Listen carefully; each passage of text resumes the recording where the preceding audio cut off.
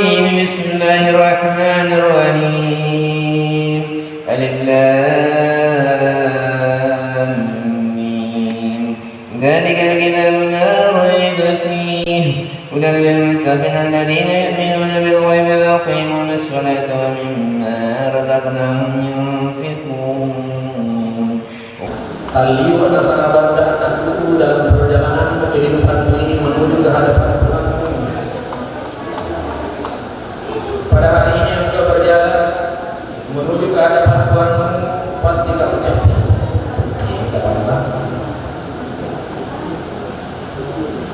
Tapi ketahui bahwa ternyata pada pokok mulia itu Allah menyatakan bahwa ingat betapa sakit perjalanan ini, betapa mungkin kau sakit dalam perjalanan ini, tapi kita akan berjumpa kepada Allah Subhanahu wa Ta'ala di kemudian hari untuk mempertanggungjawabkan apa yang kalian lakukan pada hari. Maka sebelum kematian, mainnya dibawa oleh dan yang paling sulit di masyarakat ini, ketika ada orang mati, terkadang masuk sah, tak imam masuk sah, dan ditambah pelabuhan tadi sah, dan ditambah kepala besar, dan yang lupa urusan. Padahal sebenarnya semua ini adalah urusan kita. Sebenarnya yang paling sulit di dalam agama kita ini ketika ada orang mati. Pengalaman saya begini, ketika adik saya meninggal, saya telepon penggali kubur kurang dilarang, nak kau tanya kan? Matanya pun tak sampai, sampai saja. Setelah itu saya telepon, sudah tiga belum lagi, sudah tiga belum. Yang terakhir adalah pengalaman tak tombong restan, tak tombong lagi. Kalau ada di antara kita yang menggali kubur, ucapan yang paling afdal ketika memulai pekerjaan yang bagus, lagi Bismillah.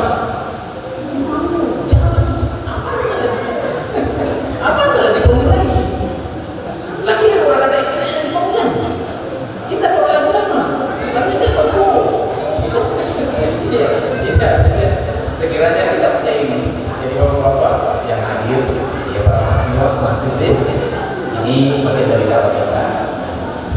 Sungguh terasa sangat juga semua pekerjaan yang terasa sulit dalam agama. Kalau ilmunya kita ini, lama penting di sana mengulangi menikahkan anak kita. Imam sibuk, biasanya imam sibuk, kawannya sibuk. Tiga bersamaan menikah, tidak usah kita yang menikahkan, Yang paling mudah kita rasa sebagai walinya yang menikahkan. Mudah pernah dipelajari. Sekiranya ada salah seorang di antara kita melahirkan istrinya, mau diadilkan anaknya, pusing-pusing lagi cari mana orang tersebut. Maka kita keluarga tidak ada salah satu berperan dalam agama kita yang tanya. Mulai dari penyembelihan, ceramah akibatnya, ceramah penantinya, penyelenggaranya, semua yang susah-susah dipakai. Ya silakan, coba-coba bergabung di waktu. Makanya saya bilang tadi, yang ini silakan bergabung di waktu. Karena semua yang susah-susah di masyarakat dipakai di waktu. Sehingga Pak Bapak di waktu, tapi ada yang ini. Pak Bapak butuh waktu, berilmu ini. Penjual sayur waktu, tapi berilmu. Kenapa? Karena memang setiap perkara ada pertemuan pembelajaran dari setiap perkara-perkara yang sulit dan baik. Saya singgung sedikit tentang sebelum kita masuk ke dalam jenazah yang kita praktek, berbicara tentang kematian. Ada empat di kematian. Biasanya ya kita yang pernah kita tahu ini sangat musabaratul maut. Ada nama sakaratul maut. Ya makanya banyak berdoa. Ya Allah, mudahkanlah sakaratul maut. Maka ketika kita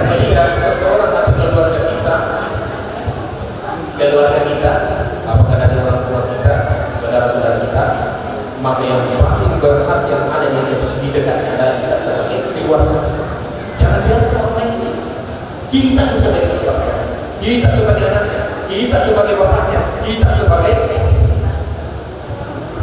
saudara. Melihat kalau memang sudah muncul tanda-tanda bahwa ini adalah sakaratul maut, maka apa kata Nabi? Siapa saja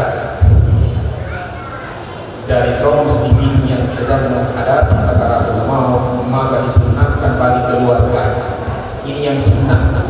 Dan yang dipikir-pikir ini sunnah.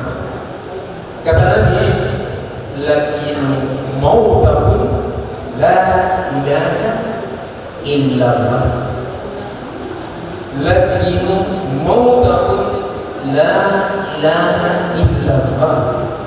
Talqinkan, ajarkan kepada orang matimu la ilaha illallah.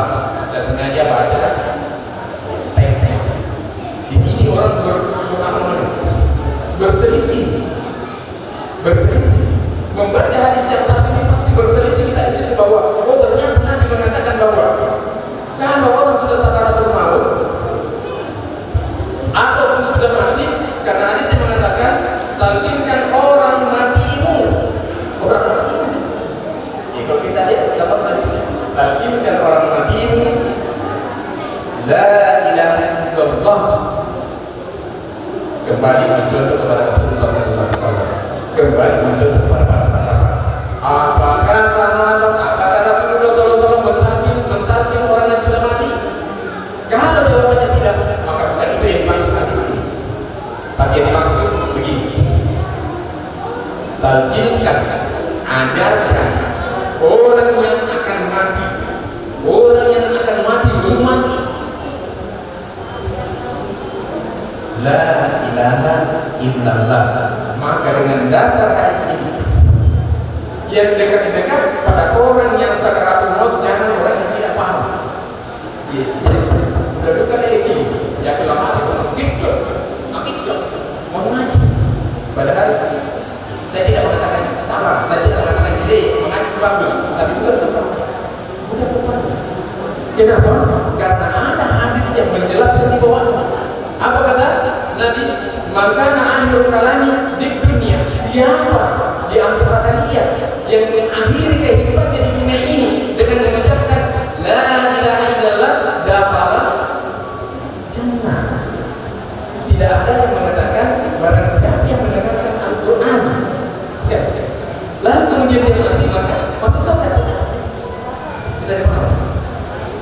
Tapi jaminan bagi orang-orang yang sekarang dan mengucapkan la ilaha illallah pada akhir kehidupannya, dipastikan Nabi sallallahu alaihi wasallam dia masuk surga. Maka makna hadis di atas adalah talqinkan orang yang sakaratul dengan la ilaha illallah. Dan siapa yang mengatakan la ilaha illallah dalam akhir kehidupannya di dunia lalu kemudian mati, tanda-tanda husnul khatimah dan dia masuk surga. Membalut mengaji surga. Saya tidak mengatakan tidak salah, saya tidak mengatakan tidak bagus, karena bukan tempatnya. Kenapa tidak ada jaminan orang yang mendengarkan Al-Quran lalu kemudian mati masuk surga? Ya bisa dicari. Yang ada sahih ini kan hadis yang kita baca tadi. Baik.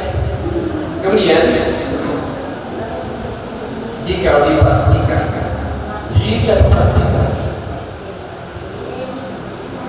orang sudah mati, jika dipastikan dia sudah mati, atau saya kembali dulu, bagaimana cara mentalkinkan, bagaimana cara membisikkan. Jadi dengan hadis tadi, bagaimana cara kita membisikkan orang yang akan mati? Maka para ulama menjelaskan bahwa membisikkan jangan cepat-cepat. Kemudian ketika ada isyarat bahwa dia sudah mengucapkannya, maka disebutkan.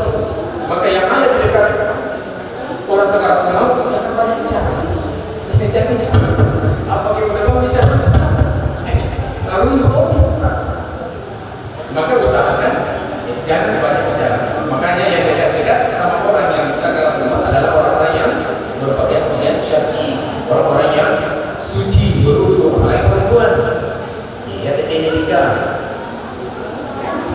Ya karena lemah. Benar ada beda yang kita kesempatan. Ya makanya kalau kita tidak mampu bertahan pada ibu-ibu, hidup karena ada dalil yang mengatakan siapa yang mengucapkan la ilaha illallah ayat kehidupannya dia masuk surga. Baik, kita lanjutkan. Kemudian juga dia sudah mati, ya jadi kita singkat karena waktu.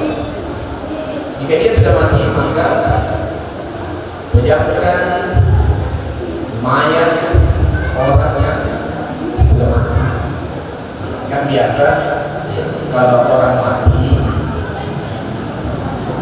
sakaratul maut biasanya membelah dan mengikuti roh yang keluar sehingga matanya membelah ada ke atas mengikuti roh yang dicabut tadi.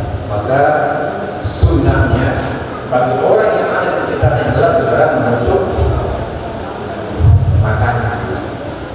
Kemudian setelahnya ini sunnahnya melembut-lembutkan persendiannya supaya nanti ketika dimandi tak enak jadi digerak-gerakkan. Kalau dibiarkan ketika kurang susah dibersihkan karena tidak bisa bergerak. Jadi dilebih-lebihkan semua persendian, kemudian agar perut yang membengkak bisa ditingis bantal biar keluar dia. Kalau kamu berkata selesai ini justru yang sunnah agar supaya jangan perutnya membengkak. Kemudian selanjutnya hal-hal yang dibolehkan yang dilakukan oleh para pelayan. Jadi kita pelayan hal-hal yang boleh dilakukan oleh para pelayan. Kalau nanti kita tuju melayani orang yang sering terjadi di tempat kita, mencari kita memang cerita orang. Mencari kita memang cerita padahal bukan dibalik kita diperintahkan untuk melayani sebenarnya adalah pelajaran bagi kita untuk membayangkan diri kita bagaimana ketika kita yang seperti itu. Kira-kira bagaimana ketika kita bayangkan diri kita bagaimana ketika kita di situ. Memang tidak tidur kali ini. Harta yang berkelimpahan, harta yang banyak, istri yang 2-3 cantik semua.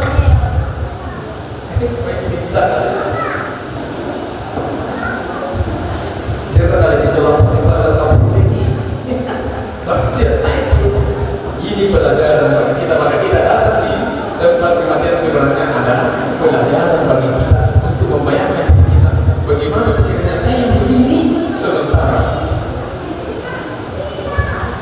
bokong tangganya pada ini bokong makanya Allah Subhanahu wa taala firman di surah Al-Baqarah menyebutkan wa tazawwadu ilmu bokong lalu ini tidak bakal lagi ilmu bokong lalu ini fa inna khairaz zati taqwa sebab bokong bukan hartamu bukan rumah mewahmu semewah apapun rumahmu kamu tidak dikubur di rumahmu.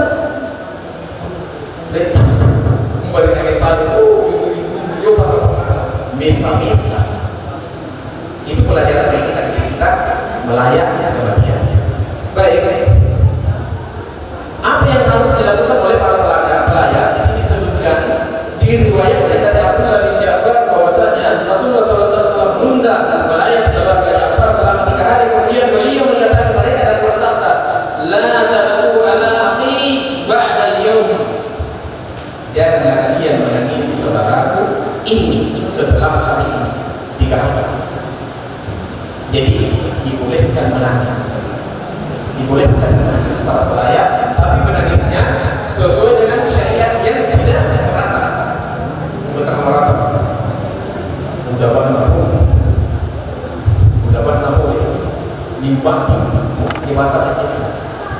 Boleh menangis, dia sekarang tak boleh berkata kesedihan berpisah untuk selama-lamanya.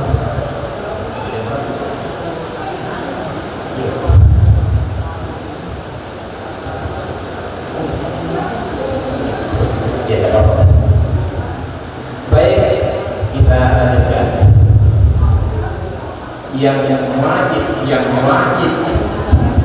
yang wajib dilakukan oleh kerabat mayit. Kalau tadi pelayat itu kan ada kerabatnya, ada orang lain, ada sahabatnya, ada tetangga-tetangga. Ya sekarang hal-hal yang wajib dilakukan oleh kerabat mayit, keluarga mayit. Yang pertama, ketika dia mendengarkan kabar kematian, jadi ketika dia mendengarkan kabar kematian, maka diwajibkan baginya mengucapkan kalimat pembelian istaqi. Ini didasari firman Allah Subhanahu wa taala dalam surah Al-Baqarah 155 157. Ini yang bisa maksud tak yang sampai kita dibolehkan. Ya pinawan di bawah ini dapat mengalami soal kita. Apa yang kita katakan ketika mendengarkan kematian? Di sini disebutkan dilengkapkan alatnya, ayatnya wala dan berdua berhubung. Pertama-tama Allah mengatakan pasti kami Tuhan akan memohon kalian wahai manusia dengan sesuatu minal khawf wal ju' wa naqsin minal amwali wal anfusi wat thamarat wa basyiris sabirin. Pasti kami akan memuji kamu dari sesuatu yang kamu tidak sukai, termasuk salah satunya di sini adalah kematian. Lalu kemudian Allah mengatakan, Nabi wa basyiris sabirin, melakukan dari membantu lakukan atau sabara. Orang sabar ya. Melakukan dari membantu lakukan atau sabara. Minta sabara itu ketika mendapatkan keluarganya meninggal, apakah itu bapaknya, apakah itu saudaranya, apakah itu anaknya, apakah Allah Subhanahu wa taala, mereka berkata inna lillah, sesungguhnya kami memang ini adalah milikmu ya Allah. Ketika datang kabar yang disampaikan oleh sahabat bahwa cucu Rasulullah SAW meninggal, apabila Nabi sampaikan kepada anak bahwa sesungguhnya semua itu adalah miliknya Allah dan Allah mengambil apa yang menjadi miliknya. Maka jangan katamu bersedih. Sesungguhnya anak itu tidak hilang, orang anak itu tidak hilang, tapi berpindah alam ke barzakh kubur. Sesungguhnya orang itu tidak hilang, anak kita yang mengatakan mati, tapi sesungguhnya dia berpindah alam, itu namanya alam kubur. Jadi tidak mati. Ada kita yang mengatakan mati, artinya kematian di sini adalah perpindahan seorang yang hidup atau makhluk hidup kepada alam yang lain. Oke, kita lanjutkan. Orang-orang yang bersabar itu akan mengatakan inna lillah, kami ini semua memang miliknya Allah Subhanahu wa taala. Wa inna ilaihi raji'un, dan sangat paham bahwa kita akan kembali kepada Allah. Maka sebelum kita terlihat kesalahan yang ternyata kita akan kembali kepada Allah. Lalu kemudian keutamaan orang yang mengatakan inna lillah wa inna ilaihi raji'un. Keutamaan orang yang mengatakan tadi firman. Jadi kita ini boleh kita tawakal. Ya kita ini boleh tawakal. Hanyalah orang-orang yang mengatakan inna lillahi wa inna ilaihi raji'un yang diyakin oleh Allah Subhanahu wa taala, ulaika alaihim salawatun min rabbihim. Mereka yang mengatakan itu dengan kesabaran, memahami apa yang diucapkan, maka dia diampuni dosa-dosa. Ya makanya kalau ini kepala adalah orang mati kau yang macam tadi usaha tidak bisa mengambil.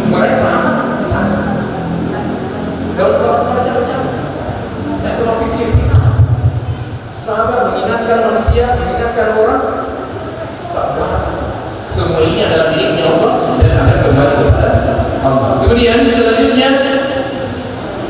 dia itu akan mendapatkan rahmat. Nah, masih itu Allah rahmat itu bahasa kita di sini ada untuk ipang masih kata Allah itu orang Indonesia. Nah, masih itu Allah yang kita minta di dalam salat, kita minta ini. Rabbi beli pada pangan kasih Tuhan. Ketika kita dulu di antara dua sujud. Pada pangan Tuhan warhamni, kamu masih tidak dikasih. Itu tidak minta. Dan Allah Subhanahu wa taala langsung menawarkan, jika kamu ucapkan setelah kita itu inna lillahi wa inna ilaihi raji'un, diampuni dosamu dan dirahmati kamu. Utamanya kemudian ulaika humul muhtadun, mereka ini orang-orang yang senantiasa diberi cahaya, senantiasa ditunjukkan jalan menuju bintang. Bahwa bintang itu kalau kamu ada di sini lari ke timur, jangan lari ke barat. Lagi. Ya kita terus bintang lalu ini nama nenek yang tak ada tamu bintang. Lepas apa yang kita kemari? Beginilah perjalanan kehidupan kita di dunia. Jangan sampai kita berkata saya mau berjalan menuju surga tapi tidak mau ikuti aturan, maka dipastikan dia akan mendapati selain dari surga apa itu? Iya. Baik, kita lanjutkan. Ini ayat yang wajib kita ucapkan ketika kita mendengarkan kematian oleh keluarga. Kemudian ada tambahan dari Rasulullah Sallallahu Alaihi Wasallam bahwa siapa di antara kita yang meninggal keluarganya, apakah seorang ibu meninggal suaminya atau seorang bapak meninggal istrinya, itu ditambahkan Allahumma ajurni fi musibati wa akhirni khairan minha. Ibu, ketika kita sudah mengucapkan kalimat istirja, maka tambahan sebagai bonus karena nanti siapa yang mengucapkan istirja tadi lalu kemudian menambahkan ya Allah, berikanlah sedimpang inna adika pahala dari amalan yang menimpa saya pada hari ini, dan ya Allah gantikanlah ya Allah yang lebih baik daripada apa yang menimpa aku pada hari ini. Dan mengatakan saya pernah mendengarkan Rasulullah SAW ketika masih hidup suami saya berjalan-jalan ke tempatnya Rasulullah SAW, lalu kemudian Rasulullah SAW mengajarkan hal ini bahwa Ummu Salamah, wahai Ummu Salamah, kalau sekiranya ada di antara salah seorang mati di antara kamu, maka ucapkan inna lillahi wa inna ilaihi raji'un, kemudian tambahkan Allahumma ajurni fi musibati. Ternyata tidak lama meninggal suaminya, mati wanita. Ini benar kisah ini. Lalu kemudian Ummu mengingat itu. Saya pernah diajar oleh Rasulullah SAW bahwa ketika ada salah seorang di antara kalian mati, ucapkan inna lillahi wa inna ilaihi raji'un. Lalu kemudian dengan doa ini, setelah Ummu Salamah selesai mengucapkan At-Taubah ayat 100, ketika Allah mengatakan wasabiqun al-awwalun minal muhajirin wal ansar walladzina tabauhum bi ihsan a'adda lahum jannatin tajri tahta al-anhar. Ini dalil tentang orang-orang yang awal masuk Islam itu. Orang yang awal masuk Islam minal muhajirin wal ansar, dari golongan muhajirin dan orang ansar, walladzina tabauhum bi ihsan, siapa yang mengikuti mereka dengan benar, a'adda lahum jannatin tajri tahta al-anhar. Sementara suami itu adalah lelaki yang paling bagus. Kenapa? Sudah mendapatkan jaminan masuk surga. Fikir salam indalah silai. Ternyata setelah habis masa iddahnya, habis. Siapa yang datang? Ternyata Rasulullah SAW datang untuk suntik Ummu Salamah. Ini benar-benar terjadi dari sahih. Karena Ummu Salamah itu termasuk saudara kalinya Nabi dan diperistirikan. Maka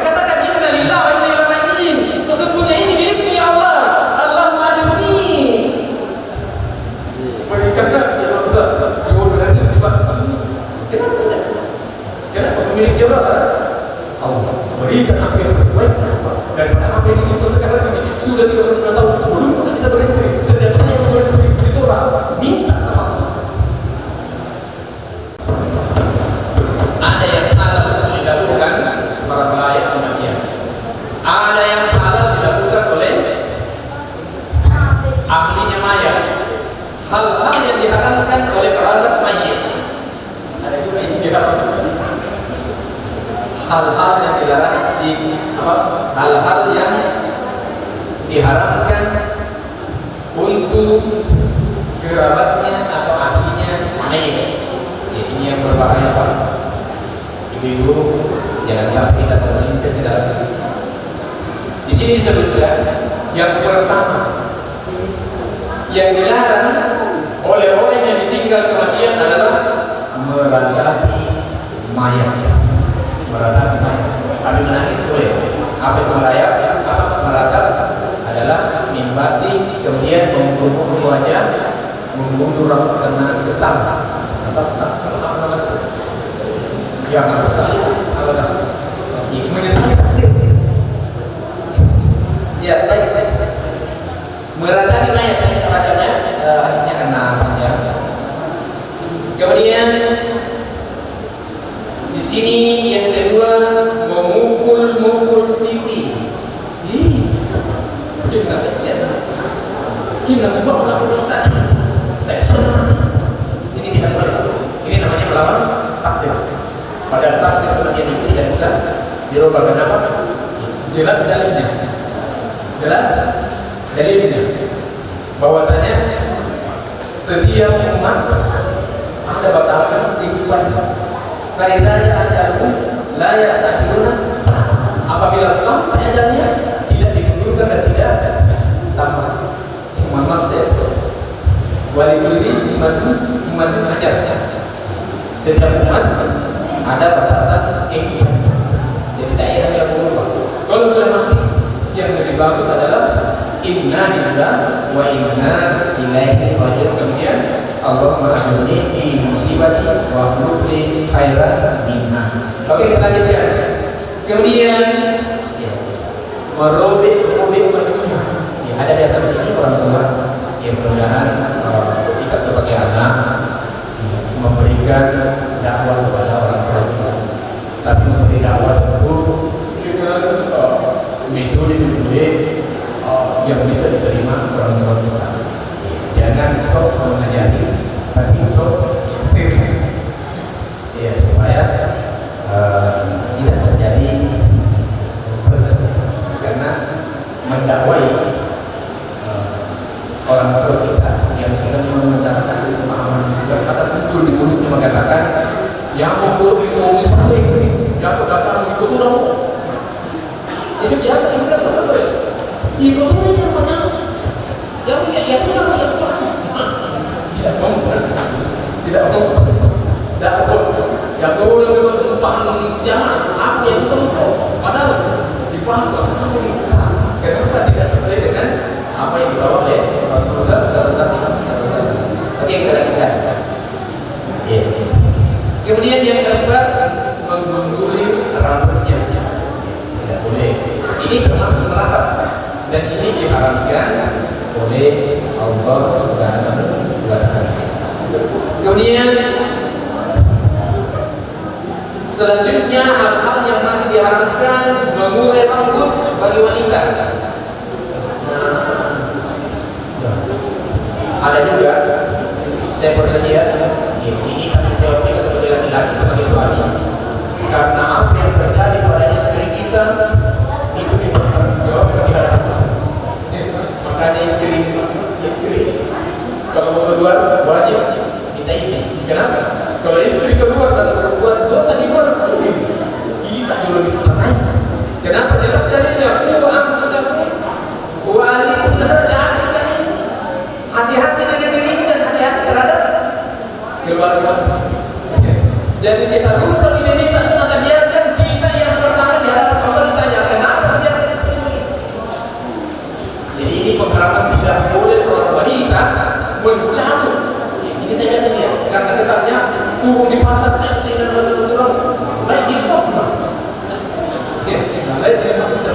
yang berdosa di situ termasuk suaminya.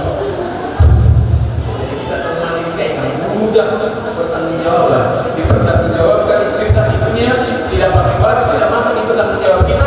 Dan dosa-dosa istri itu dipertanggungjawabkan ya kita sebagai laki-laki. Jadi hati-hati kita laki-laki, jangan hidup dengan salah, jangan biarkan keluarga kita berbuat dosa, karena yang pertama dibalik dan dia dapat apa adalah suami. Ada anak muda nah ini pas saya harus padahal wajib itu. Oke. Kemudian hak mayat yang harus ditunaikan. Haknya mayat yang harus ditunaikan. Kalau haknya mayat berarti kewajiban keluarga mayat. Saya paham. Hak mayat yang wajib ditunaikan. Kalau ini adalah haknya mayat, maka tidak lepas haknya kecuali yang diberikan. Baik kita tekan. Ada perkara yang merupakan hak mayat yang wajib ditunaikan oleh siapa saja yang menghadirinya. Yang menghadirinya dari sini pagi ada 4 perkara yang merupakan hak mayat yang wajib ditunaikan oleh siapa saja yang menghadirinya. Yang kita baca saja pada doa-doa. Kenapa? Melayani itu adalah wajib. Ada wajib mayat. Baik. Kita lanjutkan.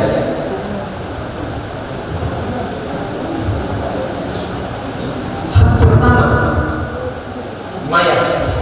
Hak pertama adalah dimandikan. Ini yang kita perhatikan. Bagaimana cara memandikan jenazah sesuai aturan syariat yang dicontohkan oleh Rasulullah SAW dirinya. Wa ma'atakum Rasul fa'buzuhu al-hasil apa yang diberikan Nabi, apa yang dicontohkan, apa yang diperlihatkan, apa yang diajarkan, itulah yang kau ambil. Bisa kuat. Jadi kita dapat uang di dunia. Terkadang saya diberi kuasa oleh keluarga mayat untuk mengerjakan mayatnya. Di mana tahu tidak mampu mayat mau protes. Ada kita. Biasa ingin bersama. Coba aku lupa. Coba kita bayangkan dia yang memandikan sampai mengkapannya, sampai mensolati, sampai di bawah kuburan. Sudah percaya. Tanah dia. Sudah dikapan, diperbaiki, diharumkan dulu baik-baik. Kalau saya katanya begini, terkadang saya berbalik begini. Ada dalilnya kita bilang. Tukar itu terbiar bilang. Mulai pada siap. Tak ada terpandai. Dan dulu kita mau protes. Tidak begitu Ustaz. Saya betul ini pernah terjadi di Pulau Utara. Jadi keluar. Allah Rasul kita sebelum itu. Ini tidak tahu. Nah ini yang dikatakan sementara agama mengatakan wala taqumina salati ini jauh untuk jabe jauh yang kita isi. Ini jelas dalilnya di dalam surat Al-Isra 36. Allah bilang di situ wala taqumina salati ini jauh untuk jabe yang kita isi. Kita sudah jauh untuk jabe yang isi ini jauh untuk jabe isi. Inna sam'a wal basar wal fuada kullu ulaika kana anhu mas'ula. Pendengaranmu dimintai pertanggungjawaban, penglihatanmu dimintai pertanggungjawaban, pemahamanmu ini akan dimintai pertanggungjawaban.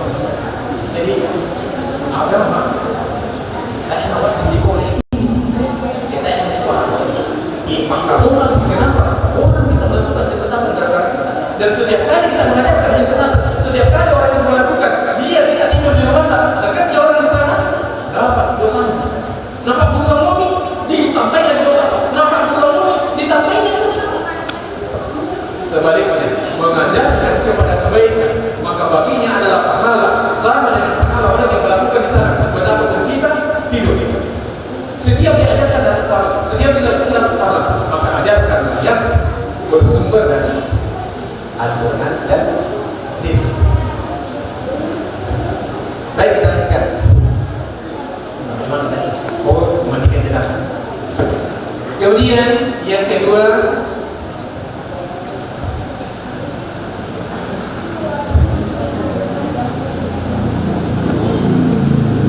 mandikanlah ia sebanyak 3 kali atau 5 kali atau sampai 7 kali. Ini cara mandi jenazah, nanti diperhatikan. Jadi saya baca-bacakan saja, nanti kita perhatikan. Kemudian selanjutnya, tata cara memandikan jenazah. Siapa yang punya perhati nanti dimandikan. Yang besar. Supaya susah dibalik, pokoknya anggapan mati, jangan kita goyang-goyang, baru dijaga, kasih korban pada tak, karena orang mati. Dan udah sana mesti balik, tengok tadi, itu mumpuni, apa cuma jadi mayat, mayat asal yang besar. Jadi kayak gitu aja kalau kita disuntik wajib jadi ini berbahaya, ucapan-ucapan seperti ini karena fatwa yang tidak sesuai dengan dalil, sehingga sebenarnya ini kita itu sebalik karena kita biasa begitu Pak. Tapi sampai hari ini dia rumah tahu tidak boleh begitu. Mati kalau begitu mana? Kamu mesti balik kalau Pak, balik kalau sakit. Bisa setiap lagi. Ya baik, kita lanjutkan. Ya baik. Tata cara memandikan jenazah. Mulailah dari anggota badan sebelah kanan dan bagian badan yang dibasuh saat berwudu. Bisa dipahami? Mulai dari sebelah kanan dan yang dibasuh saat berwudu. Dengan dalil ini, ibda'ana bimaya minima wa mawadi'il wudu'a minha. Jadi ada hadisnya di sini, cuma saya tidak bahas karena waktu. Maka dengan dalil ini, ada salah seorang di antara kita yang menyelenggarakan jenazah sebelum dimandi diwudu dulu. Dengan dalil tadi, mulailah dari sebelah kanan dengan anggota-anggota wudunya. Kalau kita melakukan sebelum kita mandi kita wudu, maka yang pertama harus dilakukan adalah bersihkan mayat. Bersihkan mayat. Artinya bersihkan dari najis yang bisa menghalangi dia berwudu. Tata caranya, kalau mayat sudah berbaring di tempat mandi, biarkan sedikit. Biasa dipakai dia berwudu. Karena tidak lancar itu kotorannya keluar kalau tidak diangkat. Sebenarnya itu mau dibersihkan. Hadas, ya hadas artinya hadas ini yang keluar dari lubang hadas dan najis mau dibersihkan. Ya, sehingga dia diangkat sedikit sekitar 45 derajat, didudukkan, kemudian perut dibeles-beles sehingga makanan-makanan yang tersisa atau kotoran-kotoran yang tersisa sebelum beliau meninggal, dia meninggal itu dikeluarkan. Kenapa? Mau dibersihkan. Jadi ada yang khusus mengangkat, mengelus-elus, kemudian ditumpahkan air, dibersihkan daerah dubur dan kelaminnya. Saya paham. Dipacingi jauh lagi, dipacingi sampai benar-benar bersih, sampai benar-benar bersih. Kemudian jika khawatir ada orang lagi, itu biasa dipasang kapas di bawah, di lubang. Bisa dipasang kapas. Gak boleh lubang, dipasang saja. Ini untuk menjaga kebersihan beliau. Karena tidaklah yang berdosa ketika salah penyelenggaraan yang tidak sesuai dengan tuntunan, maka ditutup. Kemudian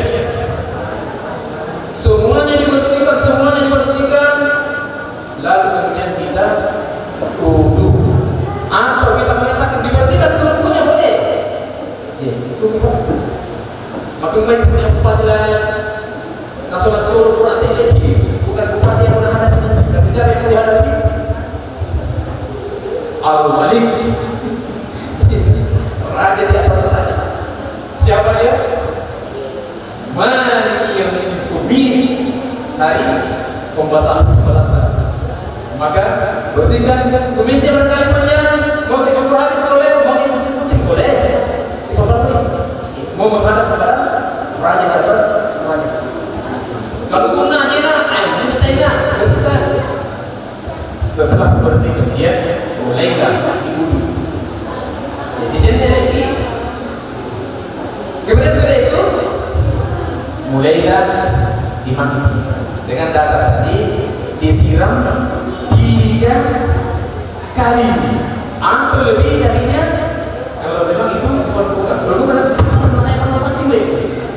maka dimulai dari kanan atau mulai dari kepala dibersihkan disampung biasa disampung kemudian selanjutnya terus disiram kemudian di kiri dan semua sampai bersih sampai bersih dan cara umumnya tidak bisa lihat cara umumnya itu kan tahu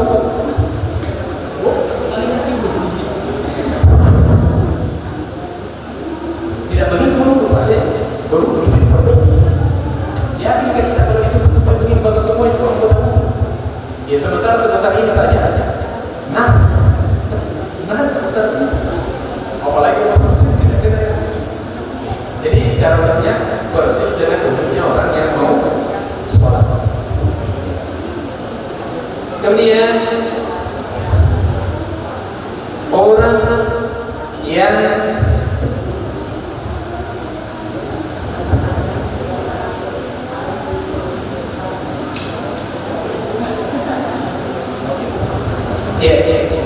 jadi ini saya kira tidak perlu saya panjangkan lagi karena diperhatikan nanti setelah selesai mandi kemudian dikafani. Orang yang mengkafani tentu orang yang paham biasa belajar. Nilai itu pasti kita itu, nilai itu pasti itu. Tapi kalau kita sudah paham, masya Allah. Kemudian sudah dikafani kemudian kita salati. Yang mensalati itu bagi ikhwan yang belajar dan yang paling pada waktu jadi imam serahkan kepada imam setempat kecuali imam setempat mengatakan kita mandi kita mustad ya kita tahu jangan kita menjelo-jelo karena setiap daerah itu setiap tempat itu ada yang berhak untuk melakukan itu demikian pula penyelenggaraan jenazah itu kalau teman-teman tidak ada karena ini akan mendatangkan mudarat. Kemudian setelahnya antar ke kuburan. Adapun pelepasan jenazah rahasianya itu adalah sunnah, tidak wajib. Yang wajib itu ini tadi 4 baik dari mandi, kafani, sholat dan antar ke kuburan. Ya saya kira saya cukupkan sampai di sini. Barangkali banyak hal, tentu banyak hal yang tidak tercover, maka kalau kita mau sesi tanya jawab, tapi saya sampaikan kepada kita bahwa kami bukan ulama. Kalau saya paham, ya saya akan jawab, tapi kalau tidak, ya kita akan menunggu karena kami di sini. Kalau di Pasar Dorongan, saya ada jadwal di Mentang, ada di Masjid Raya, ada di Karangkol, ada di GT. Itu dalam satu pekan ini. Jadi saya banyak-banyak di sini. Insya Allah saya akan jawab hari ini akan saya tanyakan langsung ke Dewan Syariah untuk mengambil jawabannya. Jadi insya Allah.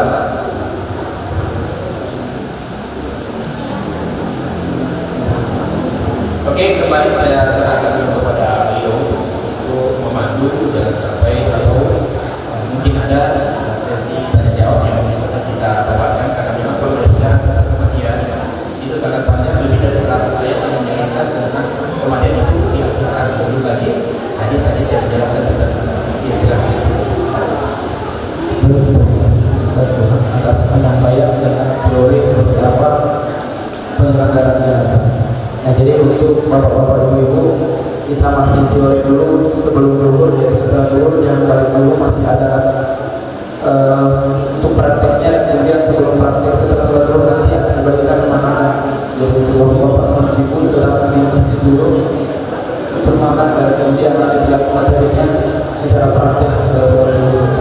Nah, jadi ada beberapa pertanyaan yang masuk dari peserta penyelenggaraan jenazah saat pelatihan, yaitu yang pertama ada pertanyaan tentang yang hal-hal yang dilakukan di kuburan seperti bagaimana hukumnya mengaji di kuburan saat masuk mayat, kemudian bagaimana hukumnya hidup dan partisipasi di kuburan, kemudian juga katanya bagaimana hukumnya menyimpan mayat di rumah untuk menunggu keluarga. Mungkin bisa dijawab.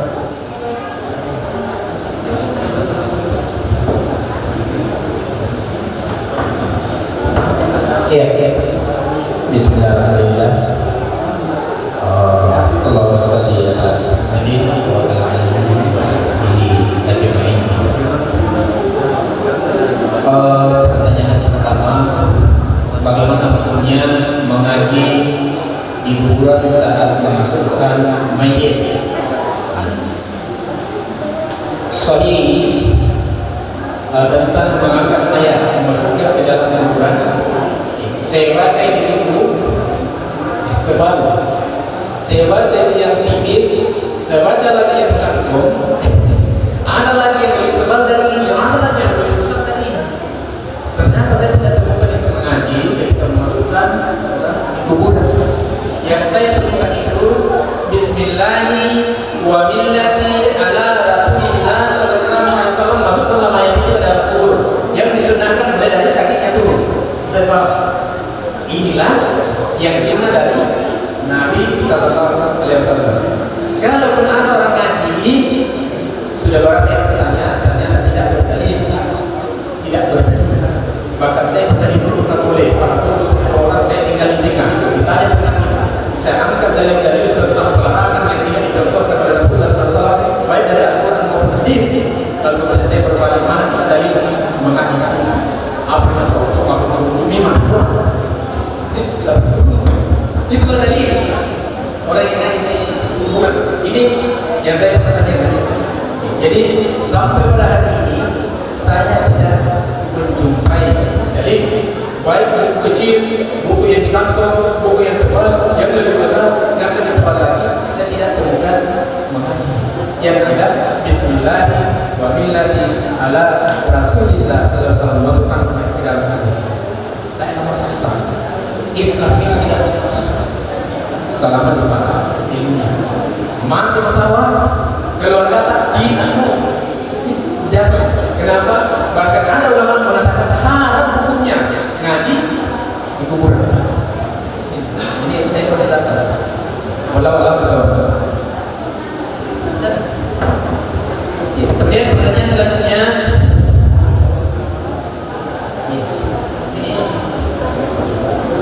pertanyaan kedua, bagaimana hukumnya duduk dan pakai sandal di kuburan? Sunnah masuk kuburan lepas sandal. Kenapa? Perhatikan dalilnya.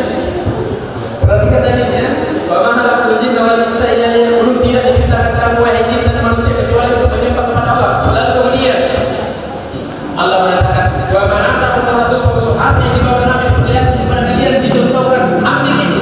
Dan ternyata Nabi malah pasal pada ketika masuk di itu. Jadi sunnah. Kenapa? Kalau tidak dilepas sandal, artinya latihan pahalanya satu, hilang pahala satu. Sementara kita diperintahkan untuk beribadah. Dan apa yang datang dari Rasulullah itu adalah ibadah. Jadi disunahkan. Juga tidak perlu seperti sunnah hukumnya. Cuma rugi karena hilang pahala dari sunnah. Baik. Yang selanjutnya, bagaimana hukumnya menyimpan mayat di rumah untuk menunggu keluarga? Ini sebenarnya ya telah dibahas banyak oleh ulama. Kalau kita mengikuti dari 3 hal yang diperintahkan yang percepat, salah satunya di situ menikahkan anak, bayar hutang, dan segerakan mayat dikuburkan. Ini sahih. Lalu kemudian, kenapa menunggu keluarganya? Ulama menjelaskan begini: ketimbang terjadi orang yang tidak diinginkan, si tak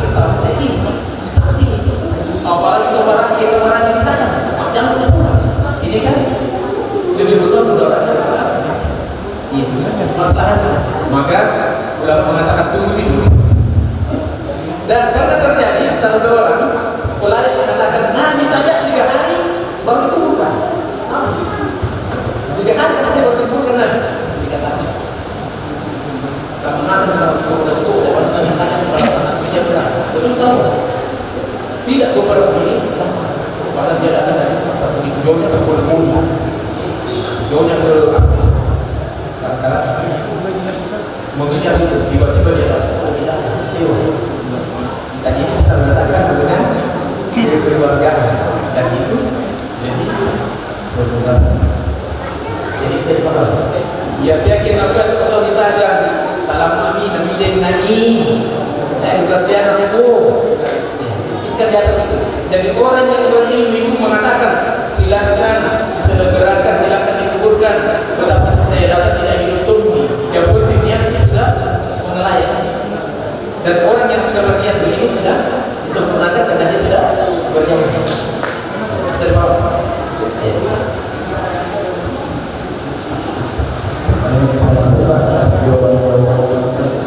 Apa dari masyarakat atau bapak ibu ada yang bertanya seputar perhatian dengan caranya